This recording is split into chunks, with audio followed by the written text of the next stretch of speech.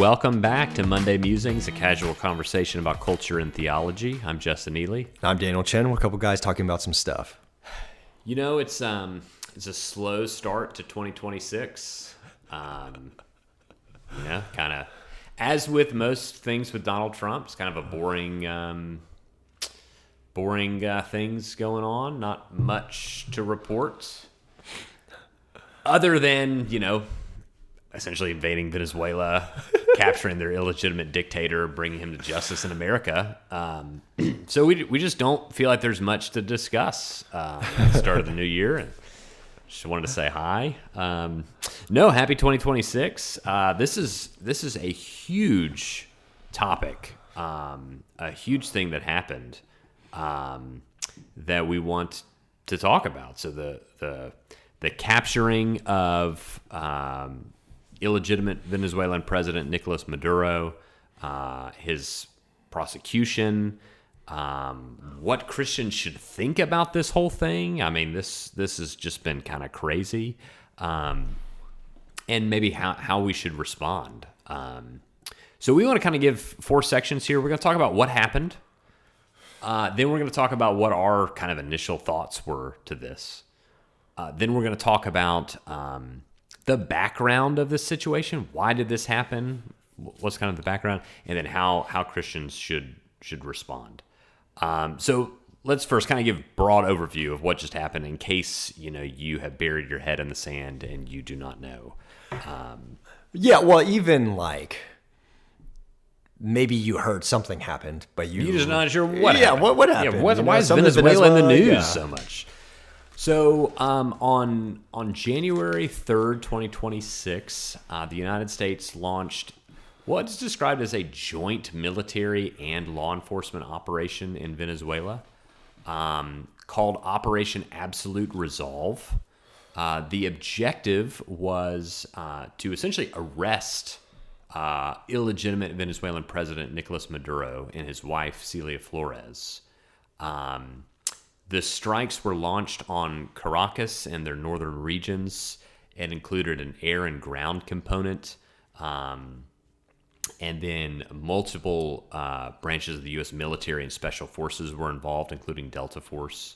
So you had you had the sea operations outside of Venezuela.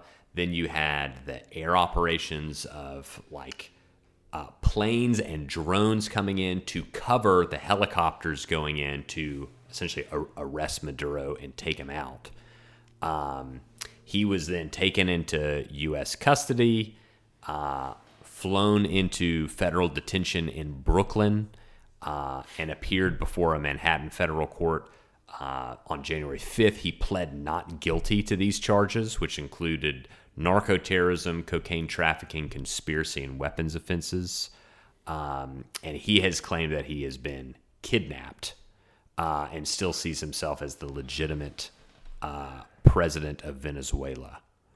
So the current indictment, we'll get into when that came, talks about decades-long narcotics, violent criminal activity, including trafficking cocaine into the U.S., working with violent organizations, and facilitating weapons offenses. So that's kind of the background. Trump gave this news conference on Saturday about this, and then essentially added, we're going to be running Venezuela until such a time as a judicious transfer of power can happen. So that's the summary. The United States went in under Trump's directive, arrested Maduro, took him out, brought him to Brooklyn, booked him, and then he's facing charges. That's the summary. What did you think when you heard about this?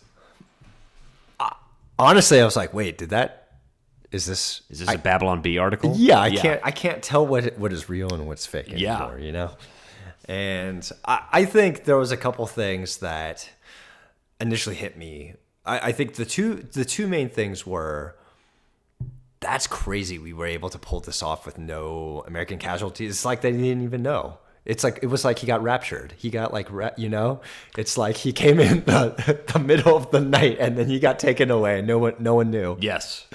The fact that we're capable of doing that does say something about our military, our military strength, and It's breathtaking. and my other thought was, I didn't read up on any of it at first, and I was like, is this legal? Can we actually do that? Right. Is this going to cause a war? Like what is this? What happened? Like what? It's like that. I saw this on X. It's like the that scene in Batman. I don't know if it's like Batman Begins but it's like where they're like, well, we would prosecute this guy, but he's not in Gotham anymore. And the next scene is like Batman flying to like Beijing or whatever, and he like pulls him out of a high rise and like brings him right before Gotham City Hall, and he's like arrested. It's like that's basically what happened to Maduro, So yeah, I was like, is this allowed? Are you saying Trump is Batman? Yeah, that is exactly what I'm saying. Yeah. What was your reaction? I'm assuming similar on some levels. Yeah, it's interesting because I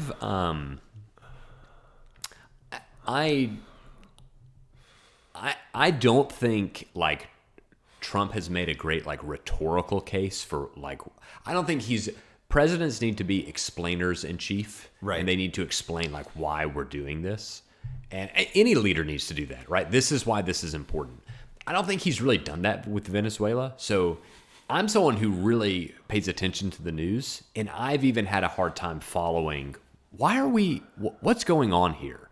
So I think for most people, the whole thing has probably felt kind of like out of left field.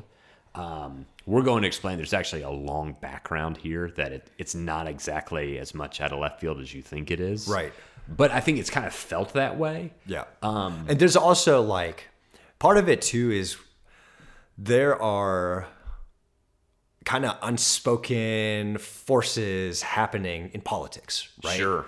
What you should say in public, what you shouldn't as a world leader, it's all this game they're all playing. And so I think there's some reasons in the background that make a lot of sense, that could make a lot of sense. Right. But he's probably not going to go up into a press conference and say those things. And Sure. Because that might provoke another country or whatever. Yeah. He might be, showing strength for a certain reason.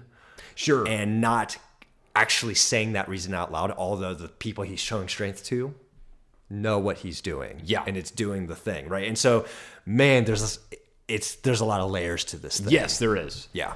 So That's all politics. Yeah. So my first thought, and this has been building for weeks, right? I mean, he's been doing the blockade and all the stuff. So for weeks I've been kind of like, I'm kind of confused why this is. It's like when he got elected, and then all of a sudden he starts talking about Greenland, and I was like, where did this come from? You didn't mention this at all on the campaign trail, and now we want to take over Greenland. Like, it kind of felt like that to me. Like, what's going on? And that nothing happened out of that, right? Not yet. He still wants it. Man, I watched this video about why Greenland is so strategic. There are strategic reasons. It's very interesting. Yeah, it is. He's not crazy. Like there are he's got But so that was kind of my first reaction. My second reaction, kind of what you said, after hearing about the military operation, like as an American, it was hard for me not to be proud of our men and women that performed this operation. It was performed with a level of excellence and skill that literally could not be done by another country on the planet. They got in and got out in a very short amount of time with 0 American casualties and 0 equipment lost. That's stunning. Like, they said they had Chairman of the Joint Chiefs, Dan Kane, describe the operation. He said they've taken decades of learning from other operations, and they have been planning this operation in full for months and months and months, and they've been practicing and practicing and practicing. There was even Maduro almost got to his own. He had like a safe house inside of his house.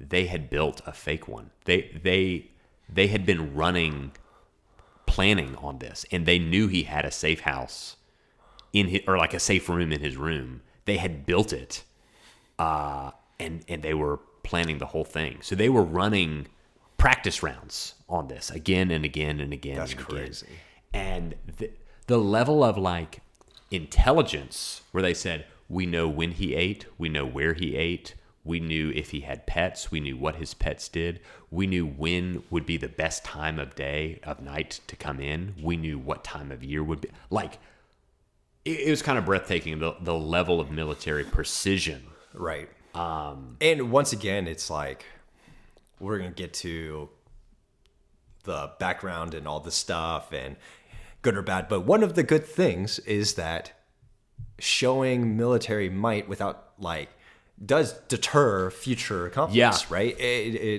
I mean, I believe that at least. Yeah, I mean, if I were another, I mean, it would be like a oh dang moment. Yeah. As another country of like, it was like Iran. Like when Iran happened, we got in and out and blew the thing up, the nuclear facilities up, without anyone knowing we were in the country. Not only did we not get fired on, they didn't even know we were there. That's like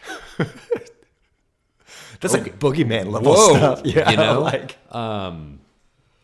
so you know, Harry Potter had the invisibility cloak, but we seem to have it on our entire military. You know, I mean, it's just so. Honestly, my like main reaction was just like, wow, that's on a purely like military perspective, that's impressive. Right. But then I started being same as you. I was like, is that okay? Is that legal? Like it was impressive, but is it legal?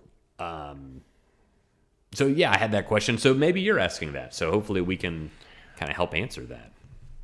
So kind of the next thing we want to talk about is why did this happen? So if you like me have wondered, man, did this feels like out of left field? Is it? The answer is not as much as I thought, you know. So there's been longstanding tensions between U.S. and Maduro. So he became president in 2013 following Hugo Chavez's death. He consolidated power. He suppressed political opposition. He oversaw a true economic collapse in the country and mass immigration out of the country. I mean, like, they're using money as like fire tinder because it's more worth the heat than it is like their money's not worth anything. It's like, yeah, inflation. Like, you think we've had bad inflation in like 20, like during Biden's presidency, like it reached what, like 9% or 10%. Yeah. Is nothing compared to, I mean, we're talking thousands and thousands it's of percentage. Crazy. Yeah. So the country's economy has collapsed. And he has essentially been running like a criminal trafficking drug ring as president. So there were elections in recent years. He lost in a landslide. He tried to take his opposition leader out. The other person put on the ballot still beat him. Lost in a landslide, didn't leave power. And so for years, and this is a key part in the legality of it, for years, the United States and dozens of other countries, and I believe the United Nations, have labeled him as an illegitimate leader. So an illegitimate dictator, meaning we do not recognize him as the head of state of Venezuela. He may be clinging to power, but he's not a legitimate person in power. So he's been an illegitimate leader of Venezuela for years, recognized by many countries. He has been he's led to just the collapse of the country. He's essentially been running a drug ring. He was in 2020. He was indicted by the United States Department of Justice on drug trafficking and narco-terrorism charges. So something that I didn't know actually was we can indict people that aren't our citizens. So if you break our laws or endanger our citizens, we could indict you. Our ability to get you to come before the courts and face justice is suspect. But this has been done before. So he was indicted, and then at some point in time, there was like a $50 million reward put on for like bringing him to justice by the Biden administration. They're like, we'll give you $50 million if it leads to the arrest of Maduro. So does Trump get that money? Trump at the press conference. Did he really? At the press conference, Marco Rubio was like, well, Mr. President, I guess we saved $50 million. He's like, don't talk about it. No one can claim it, you know. So, I mean, at one point, you know. Yeah. So there's been issues with the Venezuelan oil. There's been some issues with that longstanding, and like how the United States helped build the oil industry in Venezuela. And if you didn't know, Venezuela, I think, has like the largest cache of barreled oil or something. It's like 300 billion barrels or something. Yeah. And it's more than the Middle Eastern countries, like by country. Right. Not more than all of the Middle East, but I think Venezuela is number one, has most oil as a country. And then there with that has come, there's been, and I don't know the full details here, but there's been tinkering that like Russia and China and Iran have done in Venezuela with the oil. Yeah. And so those three countries were starting to play in Venezuela some. Yeah. And there's a long-standing doctrine called the Monroe Doctrine in the United States, which basically says like the Western Hemisphere, we're not going to let foul actors play in our hemisphere. So we're going to take extra vigilance. I mean, we're talking late 1800s, right? Yeah, when this was, and maybe even earlier. At Monroe, like when there's foul play in our hemisphere, we're really going to take notice. And so, in many ways, this is an application of the Monroe Doctrine of, hey, essentially, foreign powers that don't belong in our hemisphere are meddling in our hemisphere through Venezuela. And we're not going to allow our neighbors to be disruptive like that. So you have this combination of oil, drug ring, narco-terrorism, Iran, Russia, China, partnering with Venezuela. You have an evasion of U.S. justice. So much so that there was a $50 million kind of reward on his head.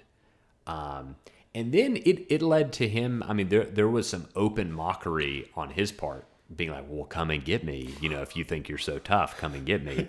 And, Man, that doesn't play well for Donald. That's not how you deal with him, Yeah, you don't play chicken with Donald Trump. Right. It's just, and there is, when we think of why this happened, there actually is historical precedent here that's significant. So this happened, very similar situation in 1989 under the first President Bush, George H.W. Bush, with Noriega in Panama. And same kind of thing. The United States went into Panama and arrested him, brought him to justice in the United States. Other countries also prosecuted him, and we gave him over to those other countries. He also served time in like France in prison. Noriega did. So similar things happen. Like he tried to argue, I'm a head of state. I deserve immunity as a head of state. And the U.S. courts ruled you can have some broad-based immunity for your official capacities, but you're running a drug trafficking ring. That's not a part of your role as head of state. You're also an illegitimate head of state. And so we're not dealing with the head of state. We're dealing with an illegitimate head. So it's likely all of his defenses were shot down in U.S. courts in 1989. It's a very similar situation. So it's likely Maduro will make similar arguments, and they'll fail. He doesn't have head of state protection because he's an illegitimate head of state. It's not. This is not the same as like we went to France and kidnapped the president of France. Right. This has been you're a recognized illegitimate leader By not just our country, Yes. but all Yeah. around the place. I love the difference of in the social media world, everyone pitches any narrative. Whereas in 1989, you read it in the news and then I guess that's kind of it, like people don't throw out all this crazy stuff. Right. Like there's not as much chance to. Yeah. Where were you going to throw it Yeah. out, So, that's kind of the why this happened. This is a multifaceted reason. And although it may feel like out of left field, this has been kind of a longstanding tension bubbling up for quite some time. And I'll reiterate what goes on in those war room meetings and stuff. I mean, we'll never know either. Right. Like this is in a lot of ways, there's good history here.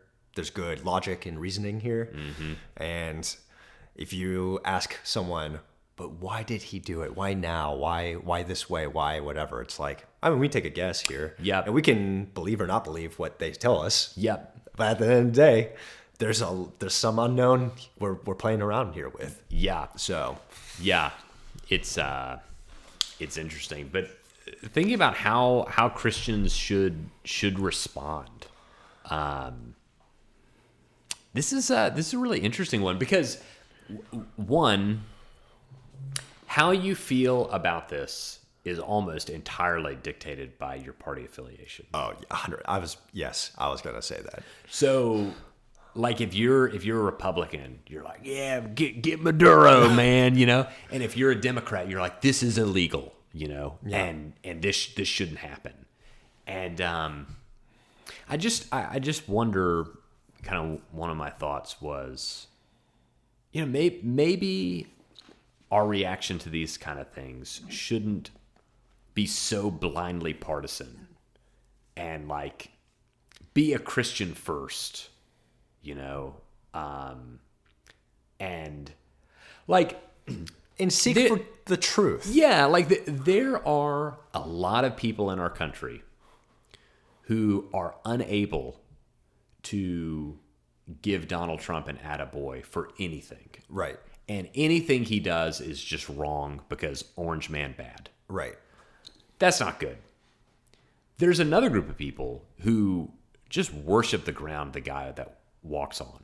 And anything he does is like the greatest thing ever. And you can never question it. And I'm just thinking maybe start with like, don't be in either of those camps. And have a commitment to truth. Yes. And start there. And then work your way backwards. Right. But commit to truth. Also commit to, and I think you've kind of like alluded to it, like there is an element of geopolitics.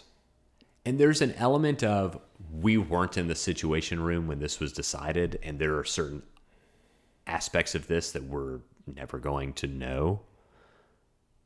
And like just, I don't know, sit in that reality that you have like, you've got stuff going on in Colombia, you've got stuff going on in Cuba, you've got Russia, China, Iran. There's a big picture here. I'm not saying that means you just blindly trust whoever the leader is, but recognize that there's a lot of moving parts. Yeah. It's not just, it's not straightforward. Mm-hmm. We want everything to be simple and straightforward. And I feel like geopolitics is just complex. Right. So, yeah, I think that's helpful to know. I also think, as a Christian, I'd be curious your thoughts on this. I struggle with this. There's like as an American, I do feel this degree of pride in our military for accomplishing this. Yeah. Sometimes I think we can jump into that like militarization mode too quickly. And like as a Christian, there are people, no Americans died in this. Right. There are Venezuelans who died in this, no doubt. Right.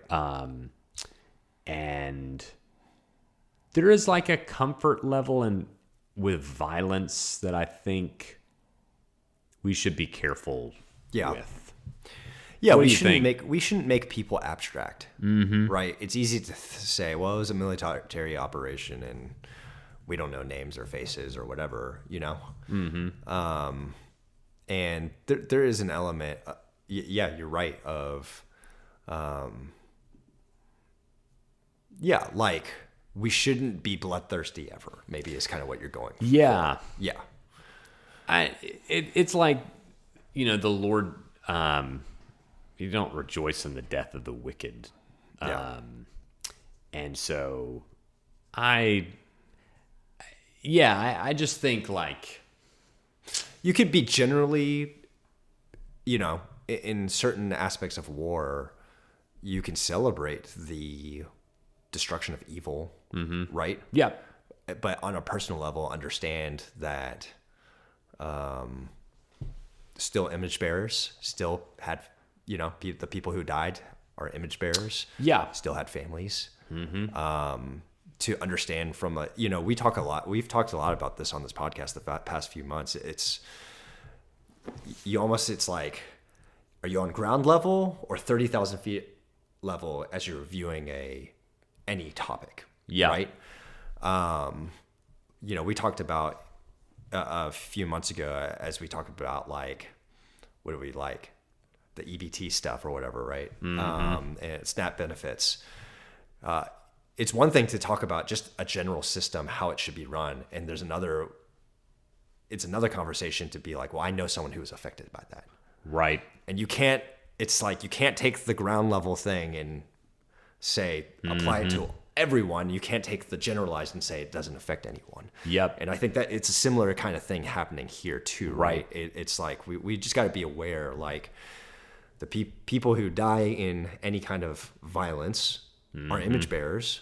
But there are times that I believe that military action is necessary. Yeah. So the state has the sword. Those can both be true. Yeah, the state has Yeah. the sword. Yeah. I'd also say, like, I think this goes along with the complexity of, the geopolitical issues, like just having a humility on the geopolitical issues at play. I also think Christians should have a humility on the debate concerning the legality of it. And I mean, we don't have a king, and so we should be cautious whenever our arguments are going toward, well, of course he can do this. If your answer is he can do anything, like that's a king, right? Not a president. But also we do have a president, not a prime minister. Our Constitution does vest the president with a lot of authority. And so I'm just saying, like, maybe be long-suffering with Christian brothers and sisters who might see this in a different light as far as the legality of it. And so my personal opinion is I do think there is historical precedent for what he did. I do think the president has broad law enforcement and national defense powers. And if the president, we're kind of blending here, Constitution, Bible, so Right. That's dangerous. But from a constitutional level, just talk here for a second. If the president deems something as a threat to the national defense of the country, I think he has a right to take action without congressional approval. Ongoing military actions, I think, would require congressional approval. Right. I think you have historical precedent. You actually, Let's go back to the 1800s. Thomas Jefferson took action against the Barbary pirates in the 1800s in a key point. He saw what they were doing not merely as a criminal nuisance, but a state-sponsored threat requiring force that didn't require congressional action. So you have the precedent of Jefferson and the Barbary pirates. You have precedent of George H.W. Bush and Noriega in Panama, and then this. So I think the president does have broad powers. And Trump gets so much highlighted stuff, good or bad. People cheer yay and nay for the same exact things for him so much. But didn't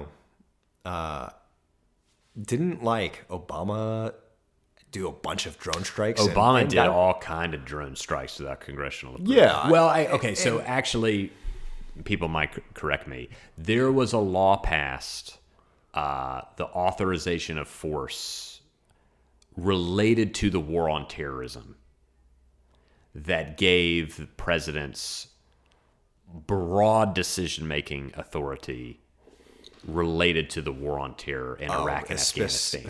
So some would say that Obama actually did have that authorization. Sure. But others would say he didn't, and that's my point a little bit. That's why I brought that up. Yeah, it's okay to have this conversation. Yeah. You're not going to melt by having the conversation. And it's not just Trump.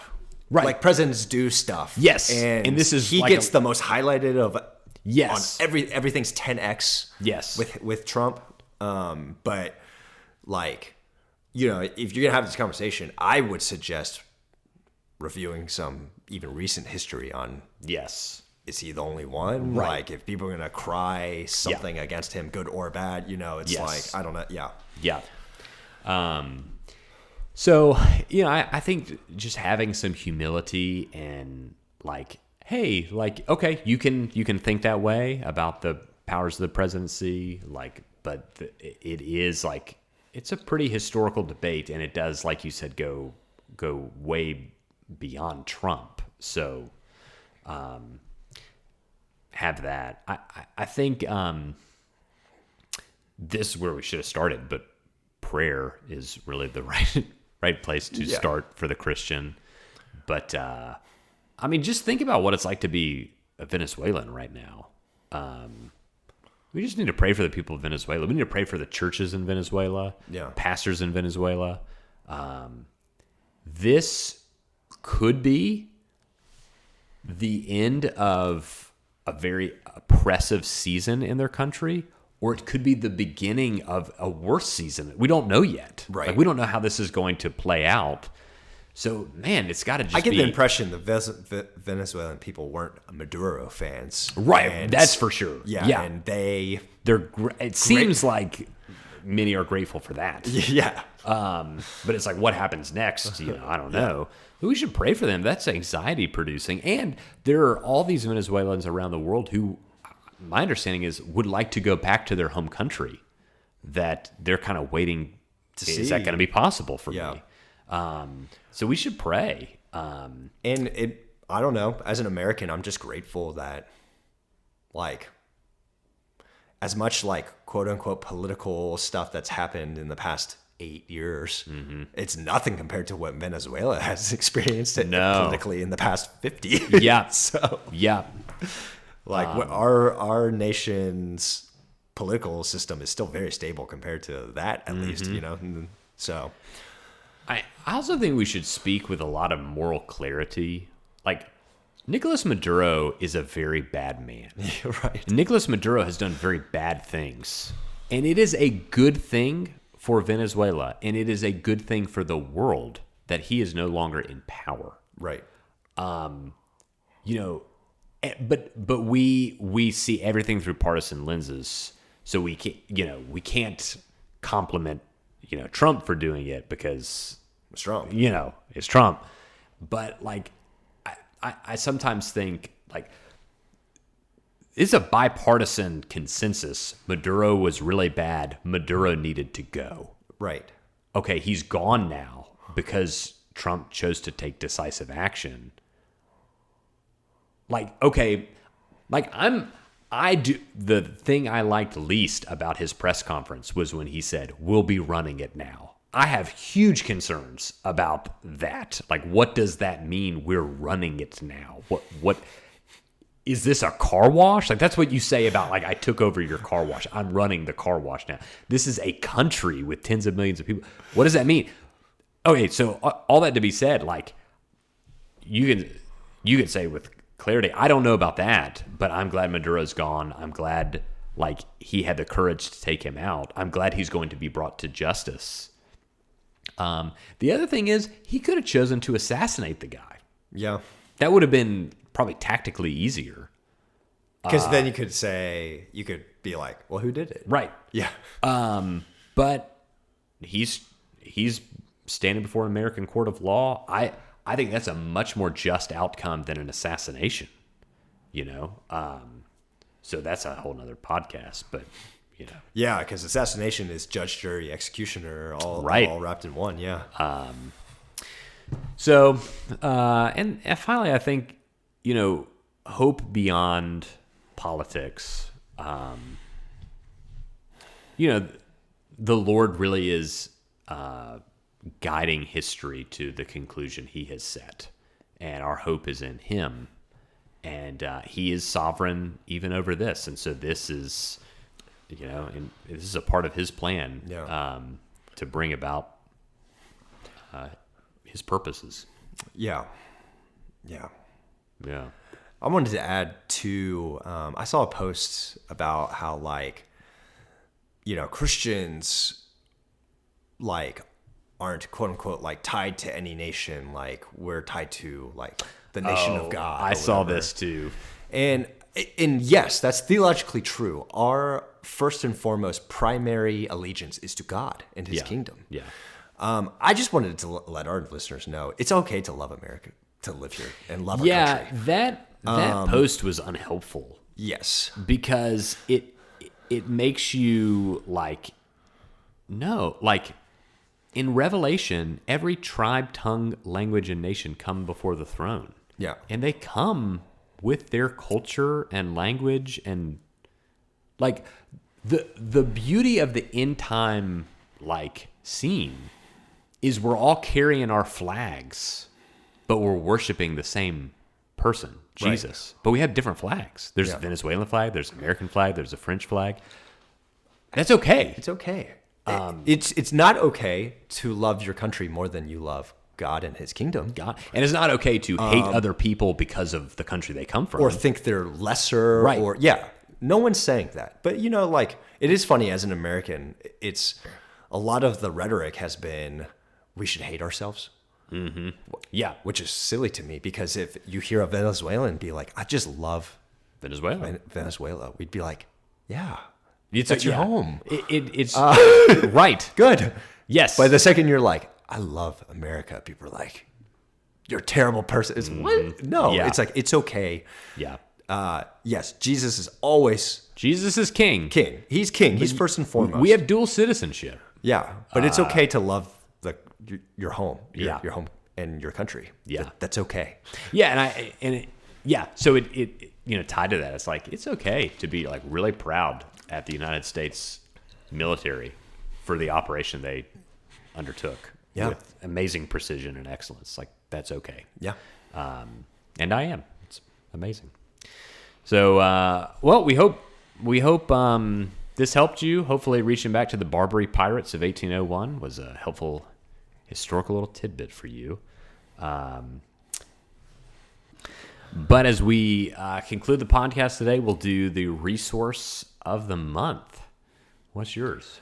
So my resource of the month is, I didn't know this, and I think a lot of people don't. If you're the primary account holder on Spotify, you get 30 hours of audiobooks for free off from Spotify. Really? Yeah.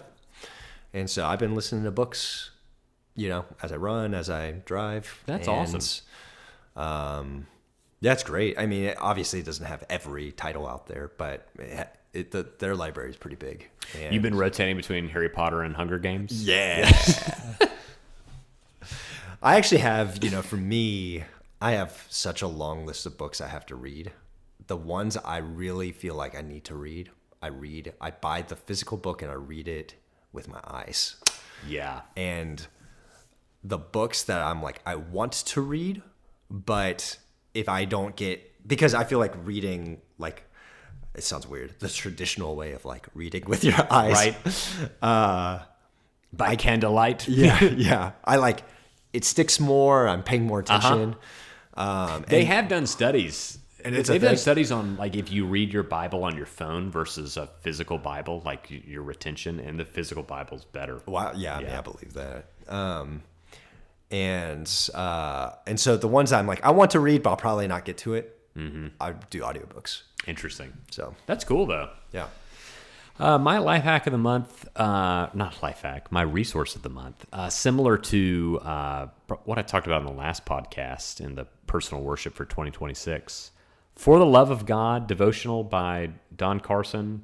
Great addition and help in your Bible reading. So highly recommend. There's 2 volumes, so you use it for 2 years. This is like my 3rd round on this. Wow. So it's like, keep coming back to it. That's awesome. Yeah. Thanks for joining us for Monday Musings. We will catch you next time.